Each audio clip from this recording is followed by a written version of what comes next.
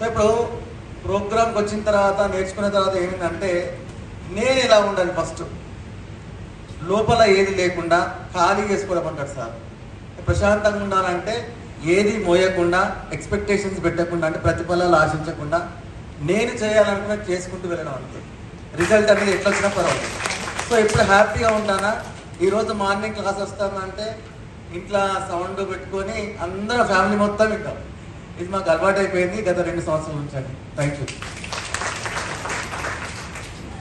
సార్ని చూడడం ఇది రెండోసారి మొదటిసారి ఒకసారి హైదరాబాద్ కలిసాను సార్. ఇది రెండోసారి. గత 2 సంవత్సరాల క్రితం నుంచి వస్తున్నారు జూమ్ క్లాస్. ఇదే కాన్సెప్ట్, ఇలాగే రోజు కొటేషన్స్ డిస్కస్ చేస్తుంటాం మార్నింగ్ 6 to 7. అప్పటికి ఇప్పటికి ఆయన వేరు. నేను మొదట్లో చూసిన సత్యనారాయణ గారి వేరు, ఇప్పుడు ఆనందం ఆత్మవిశ్వాసంతో ఉన్న సత్యనారాయణ గారి వేరు.